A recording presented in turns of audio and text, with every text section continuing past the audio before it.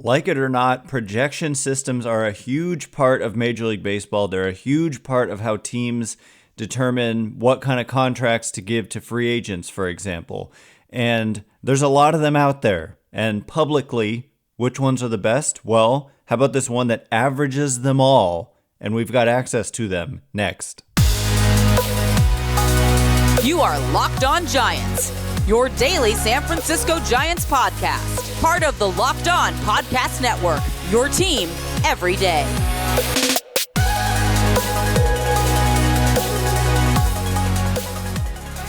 Hello and welcome to Locked On Giants, part of the Locked On Podcast Network, where it's your team every day. My name is Ben Kaspick, and on the show we provide episodes 3 days a week for now, back to 5 when pitchers and catchers report in mid-February, so we're almost there. It's crazy how it went by so fast. And then 5 days a week, 10 months out of the year, talking about the San Francisco Giants in a way that's data-driven and rational, but also simple, passionate, and accessible to all. I'm a former contributor for the baseball statistics and analysis websites Beyond the Box Score and Rotographs. I've been podcasting about the Giants since 2015, and I'm a lifelong fan. And I've been podcasting for Locked On Podcast Network for almost 5 years now.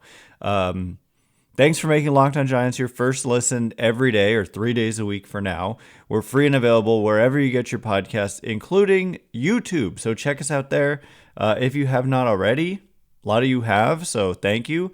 And please hit that subscribe button wherever it is that you're following the show. Today's episode is brought to you by FanDuel. Make every moment more. Right now, new customers get $150 in bonus bets guaranteed when you place a $5 bet. Visit FanDuel.com/lockedon to get started. And where I want to get started today is by discussing a new projection system that went up on Fangraphs over the last couple of days. And, you know, Zips, we talk a lot about Zips projections on this show. They've finished. Dan Szymborski of Zips goes team by team, like once a weekday, but not even that. So it takes a while to get through every team. So we did the Giants Zips projections at the time when those came out, and we've talked about steamer projections, but there's this one called ATC, and I don't know exactly what goes into it, to be honest. I know that it averages several different projection systems, and that's the most important thing to know about it. And therefore I believe kind of research has shown that it's the most accurate public projection system, and I like that. You know, I like the fact that simply averaging all of the different ones gives you the best one. That kind of aligns with my philosophy and kind of intuition about statistics and all that kind of stuff, is that it's the greater the sample, basically, the better the prediction. So anyway, I just want to get into some of the players and compare how does this ATC projection compare to Steamer and Zips. But keep in mind, ATC is also including Steamer and Zips, and so it's not completely, I can't take Steamer and Zips out of it, but it also includes far more than just Steamer and Zips. There's a bunch of other ones that go into it. So without further delay, let's start with position players. And the number one projected position player for the Giants is Jung Hoo Lee. And so I tweeted this over the last couple days. Got a lot of attention. McCovey Chronicles retweeting it. Thanks for the shout, McCovey Chronicles. And they're right, you know, saying that this guy has legitimate upside, and that's been one of the points I've made over and over this offseason with the moves they made. Robbie Ray, Jung Hoo Lee. I'm blanking on the other pickups that they've made. They made Jordan Hicks. You know, there's just a guy who throws 105, right? You're talking about legit upside with these guys. So anyway, Jung Hoo Lee, all of the projections basically have him as a guy who's going to be one of the leaders in batting average. And one of the ways you do that is you run a strikeout rate south of 10%. And so for ATC, that strikeout rate projection is 9%. and a batting average of 288. You don't often hear me talk about batting average, but Jung Hoo Lee figures to be a high batting average guy. And so when you get 3 different projection systems, and again, ATC does include the other 2 that we're talking about, but it's not just the other 2, that kind of agree on a player, then that gets my attention. And so, again, 288 average, 113 weighted runs created plus, according to ATC for Jung Hoo Lee. And according to Dan Zimborski and the Zips according to his Zips projection system, again, a 288 average. Is that identical? That's identical. A 288 batting average, a 111 OPS plus. He doesn't do weighted runs created plus. Very similar to the 113 by ATC. And so that means 11 and 13% above average offensively, respectively. And then if we go to Steamer projections, I forgot to filter by Giants, and so we're seeing all players. We've got Jung Hoo Lee with a 291 batting average and a strikeout rate of 9.1%, a weighted runs created plus of 116. So again, I do not normally focus on average, but this stands out. And as I said on Twitter or X, whatever it is that we're calling it these days, that those projections for Jung Hoo Lee, let me see if I can pull it up. So I did the average of the 3, and I also looked at wins above replacement per 600 plate appearances for Jung Hoo Lee. It's important to do something like per 600 plate appearances. And so, because otherwise, like these projection systems are kind of estimating playing time, and we want to set them all to the same amount of playing time so that we really know what we're looking at. And so for ATC, it's 3 wins above replacement per 600 plate appearances. For Steamer, 3.4 per 600 plate appearances. And for Zips, 2.9. So the average of all 3 projection systems is a 289 batting average, a 352 on base, which I didn't really even get to yet, but that is a robust number. 422 slugging, which is solid. If he could do this, we're talking about a average of a 113 weighted runs created plus / OPS plus. Those numbers are really similar. OPS plus, weighted runs created plus. Weighted runs created plus a little bit better, more kind of accurate, more robust in the right ways. And an average here of 3.1 wins above replacement per 600 plate appearances. And he figures to be the leadoff hitter and kind of on an everyday basis. And so he could easily eclipse 600 plate appearances. And keep in mind, wins above replacement, it's counting defense, base running, and hitting. And so the hitting numbers are good. The batting average is great, but like the on base is good, and the slugging is like okay. It's not bad. It's like mediocre. But you add it all together, and it's like a above average bat with the potential for good defense at a premium position, and so that's where you're getting this WAR number of over 3 as a projection, again, averaging 3. So I'm taking one that's doing averages on its own, and then I'm including it in a calculation with other projection systems and averaging them. So we're probably over averaging here, but that's what I did. But importantly, or like significantly, I wanted to add that ATC, again, 9% strikeout rate projection for Lee, Steamer 9.1, Zips 7.3, the average of those 3 being 8.5% as the strikeout rate.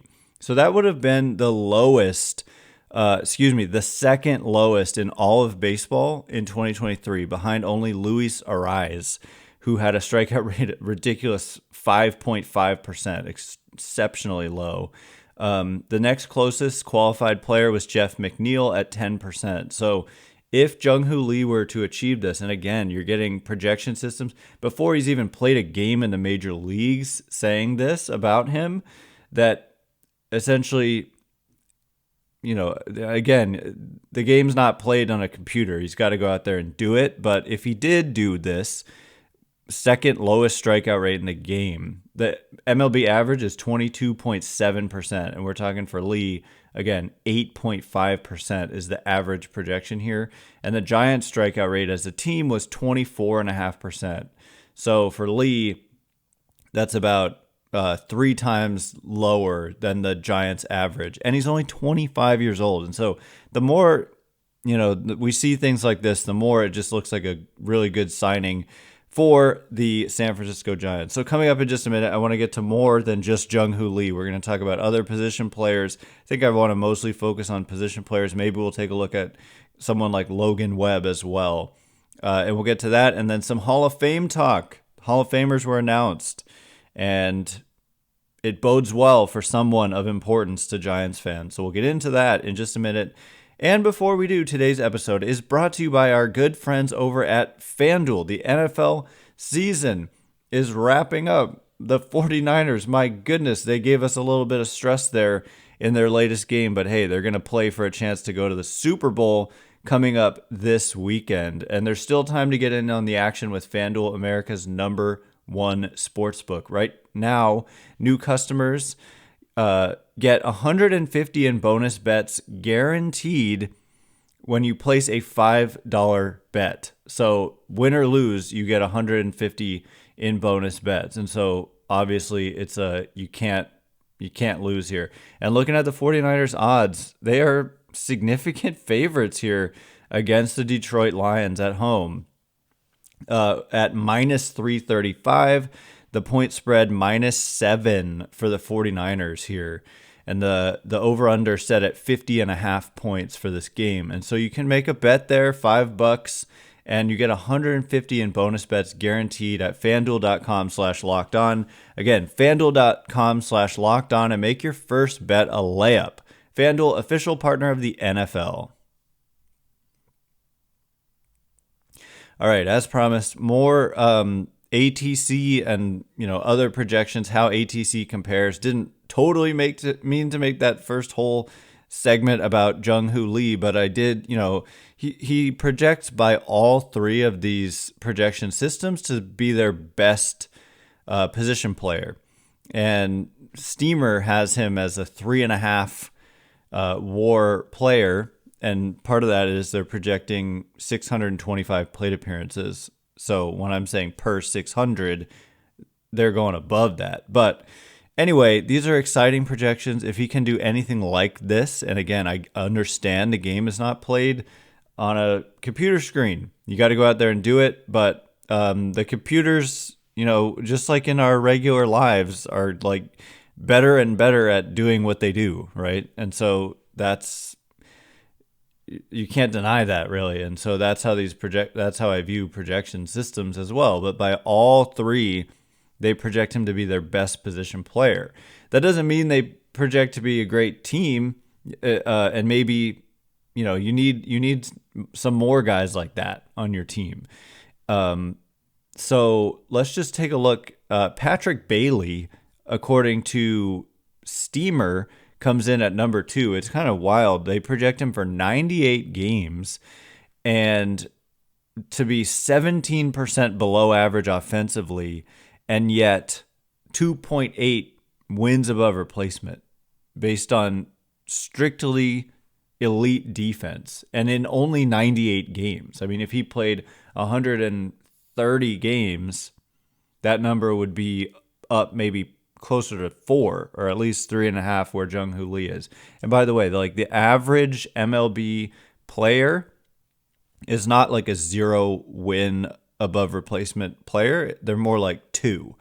And so for Lee, when we're looking at 3, that's an extra win above an average player. So it's an above average player is what he's being projected as. And according to ATC, Patrick Bailey only at 1.2 wins above replacement in 107 games. So, projecting him to be about 19% below average.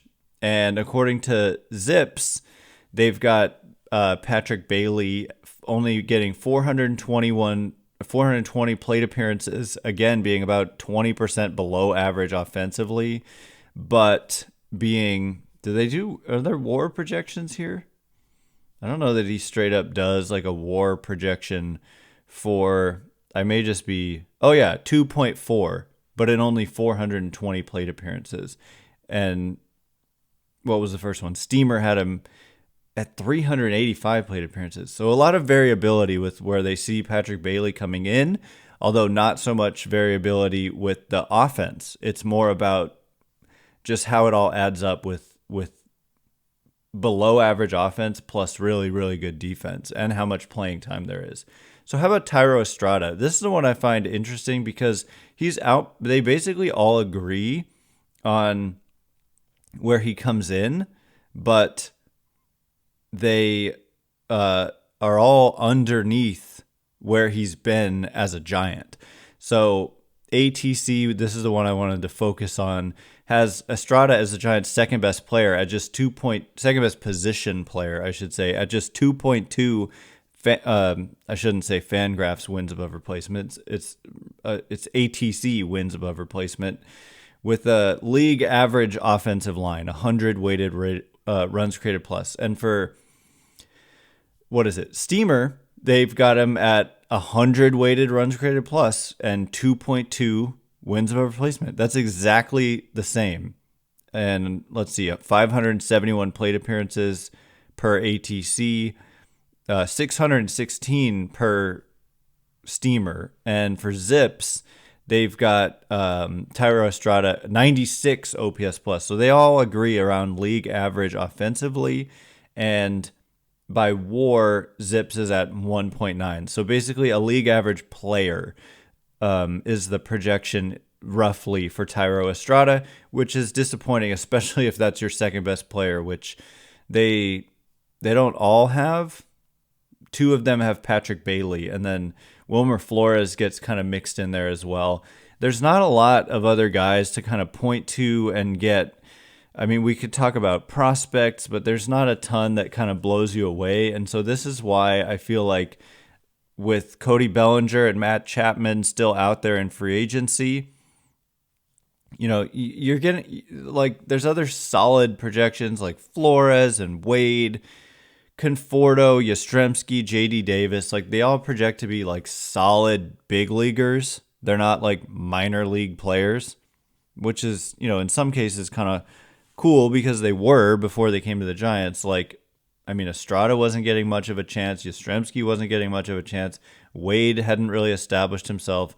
So in a lot of ways that's cool, but they need...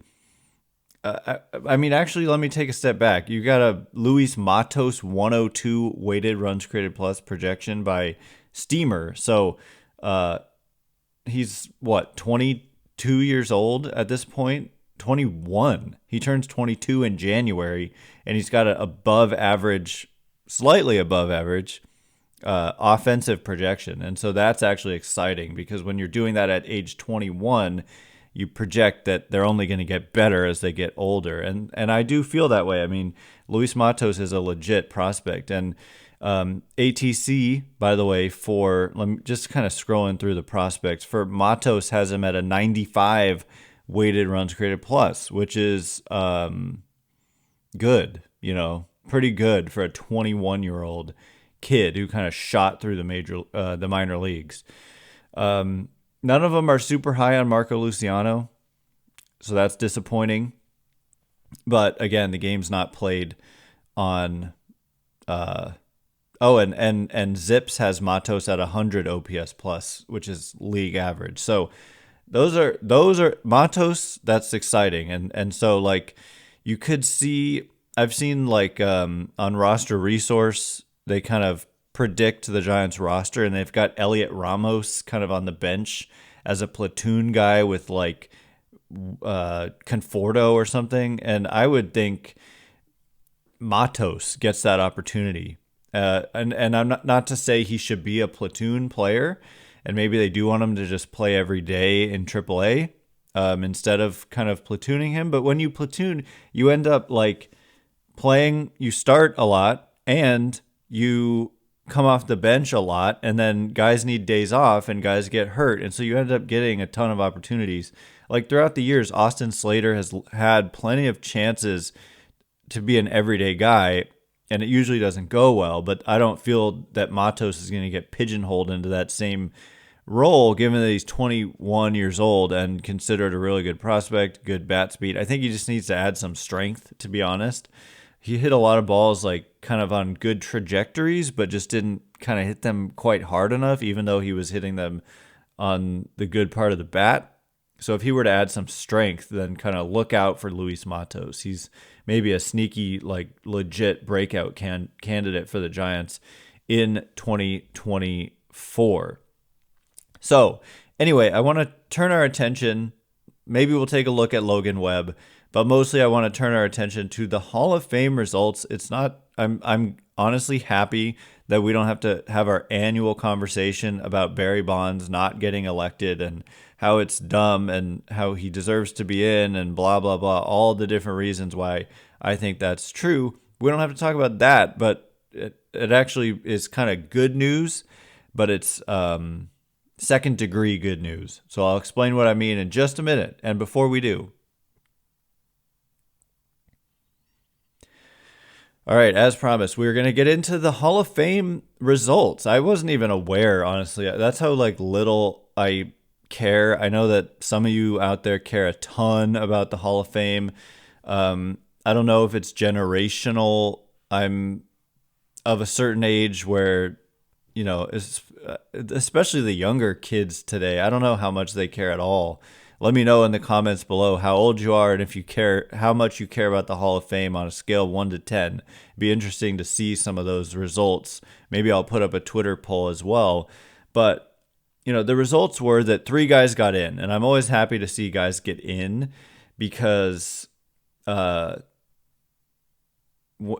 small hall thing is just kind of like, if you look at basically like, the best players are not getting in. You're just rewarding like the ultra elite, and I think it's a little bit too small.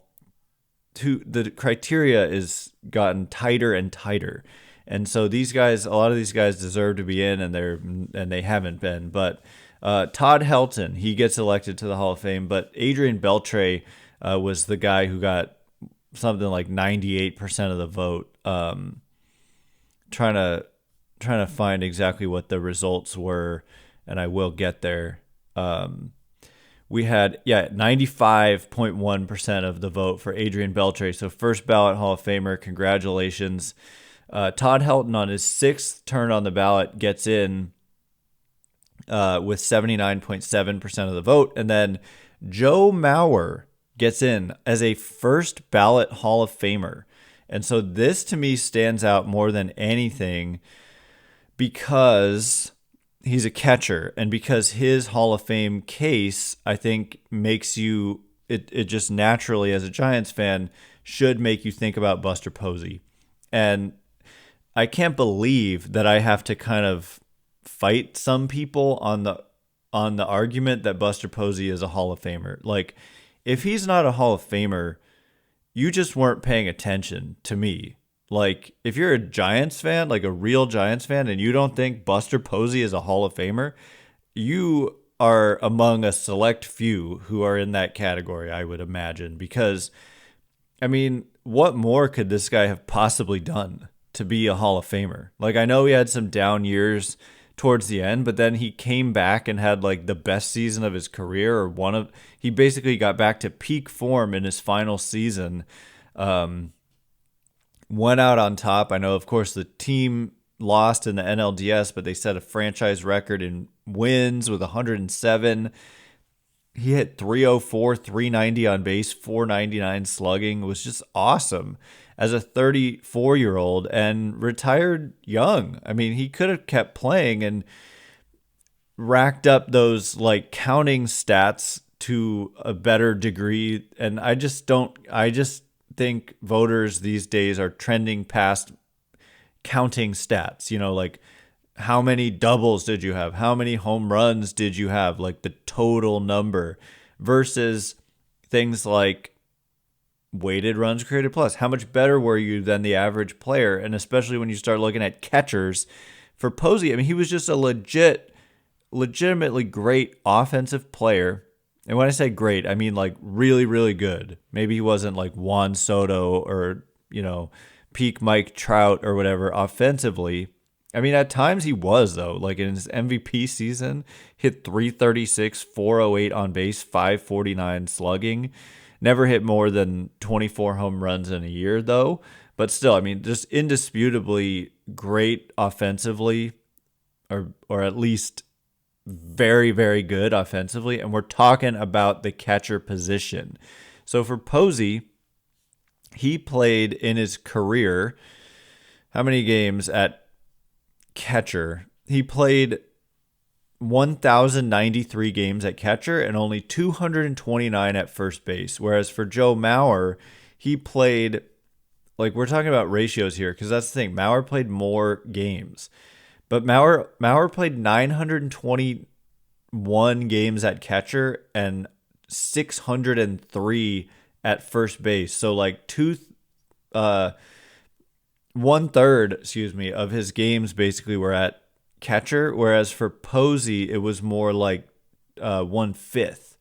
And so Posey was more of a catcher than Joe Mauer was. Joe Mauer was largely a first baseman towards the end of his career. Posey, 129 weighted runs created plus. Mauer, we're going to scroll up and see, 123. So Posey, better hitter. Mauer hit 306 in his career. Posey hit 302. It's not all about batting average, though. Buster Posey had a 372 career on base percentage. Mauer at 388. So far, Mauer leads in both categories. But Mauer with a 439 slugging and Posey 460. And so Posey also did this at a tougher hitter's park than Mauer. And by base running metrics, Mauer was a better base runner. Posey was never the fleetest of foot. But defensively, and largely because Posey spent so much time behind the plate relative to Mauer, like proportionally, Posey just runs laps around Mauer in terms of his defensive value added. And so Posey played only 1,371 career games. Mauer played 1,858. However, in that time, so Mauer played about 500 more games and put up, according to FanGraphs, 53 wins above replacement. And this is where I really lean on FanGraphs and not Baseball Reference. I don't even look at Baseball Reference, to be honest, so maybe they've changed things. But FanGraphs incorporates pitch framing into their WAR calculation. And to my understanding, like, Baseball Reference does not. I'll have to triple check that. But, so Mauer, like, framing is a huge part of catching. It's the most important one, in terms of the tangible kind of quantifiable skills. Framing is the most important. And Posey was really good at it. And he hit, like, at a very high level. And not to mention Rookie of the Year, Comeback Player of the Year twice, MVP, and 3 rings. And leading a team to an unexpected 107-win season in his final year, hitting a 3-0 opposite field would-have-been splash hit in his, one of his final games in the playoffs against Walker Buehler in a 3-0 count. I think I already said that.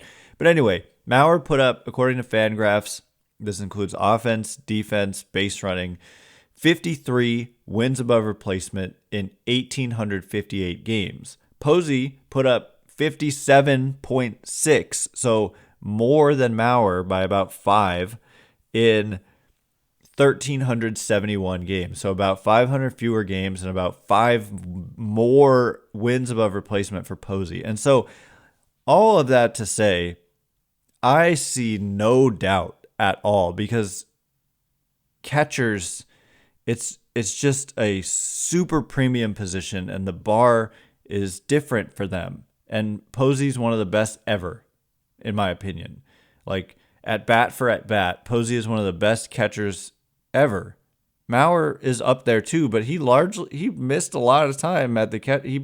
but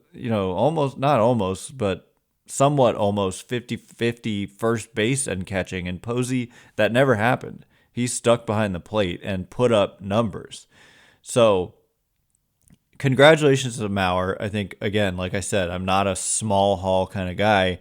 And to Beltre and to Helton. Helton was a guy I never wanted to see come up. And so that, passes the test for me in that way. And anyway, I just think Mauer getting in first ballot makes it just no question that Buster Posey is a Hall of Famer, if that's the standard. And it should mean that when he's eligible, which is, I think, 5 years after they retire, so he'll come up here in a handful of years, he should be a first ballot Hall of Famer, and that's exciting. And I think he'll be the only player from that era of the championships to get into the Hall of Fame. And I don't think it's close. I don't think Bumgarner comes close to being Hall of Fame level. I think some people think he is, but I don't think so at all.